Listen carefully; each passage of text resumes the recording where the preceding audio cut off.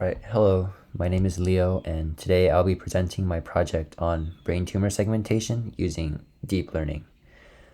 Um, so, to begin with, here's just an overview of what I'll be covering today. First, I'll discuss the purpose and background of this project. Then I'll describe the dataset I used, followed by an explanation of the technical and architecture, um, ex- including like experiments that I did. And then I'll show you the results and performance metrics, and finally discuss potential applications and future work. So let me start with some background on why I chose this project. During my neuroscience research at Mass Gen, I was tasked with manually segmenting neurons in macaque monkey brain MRI scans, and this process was extremely labor intensive and prone to human error. So even a slight mouse movement could unintentionally expand the region of interest to adjacent neurons, leading to imprecise results. So my purpose of this project was to improve the efficiency and accuracy of brain tumor segmentation in MRI scans by developing an AI-based automated segmentation pipeline. Manual segmentation by radiologists is quite time-consuming and can vary between different experts. So, like an automated approach could provide consistent results and free up valuable time for healthcare professionals. So, this project implements an automatic segmentation system for brain tumors and MRI scans using deep learning. It specifically uses a UNet architecture to identify and delineate gliomas, which are like brain tumors that develop from glial cells. And UNet is particularly suited for this task because it was actually designed for biomedical image segmentation. So now we're going to go on to the dataset. So for this project, I downloaded a dataset from Kaggle.com that contains brain MRI images of 23 patients with gliomas. And each image has like three channels to it. First is the pre-contrast, and then the flare, which is a fluid attenuated inversion recovery, and then a post-contrast channel. And then the dataset also includes a binary mask identifying the tumor region, which could be seen a lot better on the flare channel. I'll get into more of how it looks like later. So this is what it really looks like. Here you see examples from the dataset. On the left is the brain MRI scan showing a tumor, and on the right is a corresponding mask that identifies the tumor region. And all images are in .tif file format, and the flare channel is particularly important because it's where the tumor typically appears brightest, making it easier to detect, as you can see right here in like green. So next we're going to get into the technical architecture. So first, the data pipeline, it reads the .tif image files and their corresponding mask files, then resizes the images to a 256 times 256 pixels. It then normalizes pixel values and handles the multi-channel data. And to increase data diversity, I tried implementing data augmentation techniques like rotation, flipping, zooming. And finally, it creates efficient data generators for training, validation, and testing. So here's more about the model architecture UNet. I implemented a UNet which is specifically designed for biomedical image segmentation, and it basically consists of an encoder path that consecutively reduces spatial dimensions while increasing feature depth, as you can see in this image. And then followed by a decoder path that restores spatial dimensions. So it decodes back up like this. That's why it's like a U. That's why it's called a UNet. And then I tried implementing skip connections to help preserve spatial information from the encoder to the decoder, which is pretty crucial for like accurate segmentation. And then the output layer at the right here produces a binary segmentation mask to identify the tumor region. Okay, so yeah, for training, I use the dice loss function, which is particularly good at handling class imbalance between tumor and non-tumor pixels.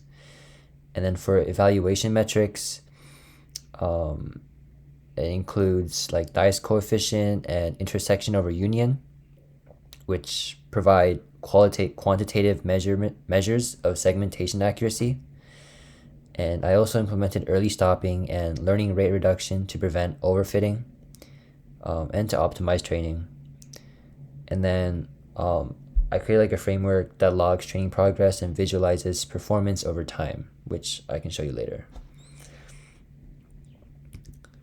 when I get into the results part. So for evaluation, I implemented components for quantitative assessment of segmentation quality. I also use Jupyter Notebook constantly to see side-by-side comparisons of original images, ground truth, masks, and predictions. And this helps to just identify challenging cases and model limitations, which is pretty important for improving the model, I think. So now we're getting to the results and performances. So just a quick overview. This model learns to identify tumor regions with increasing accuracy over training epochs, and performance metrics like dice coefficient and IOU provide quantitative measures of segmentation accuracy, and the visualization tools allow for qualitative assessment of segmentation quality, which is important for like clinical applications. So here's like what I got first.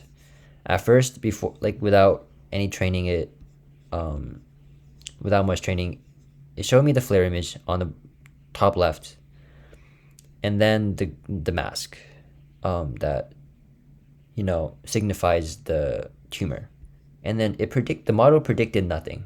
It predicted there to be no tumor, which is wrong. In the bottom image, it shows a brain scan with no tumor, and then the ground truth is there's no mask because there's no tumor, and it predicted that correctly. But after training a couple of times, I got it to become like this. So here on the left side, we see the flare image, and then you can see that you can see that it predicted it decently well. Like you see the ground truth mask and then the predicted mask. In the overlay, you can see like how close it was. And so I do believe it just needs to be trained more. Every time I trained it, it took about like 58 minutes, and then 50% of my computer's battery ran out. So I do believe I just need a stronger system, but I think with time I can definitely train it to become a lot more accurate. And here are just some more examples of it getting closer and closer.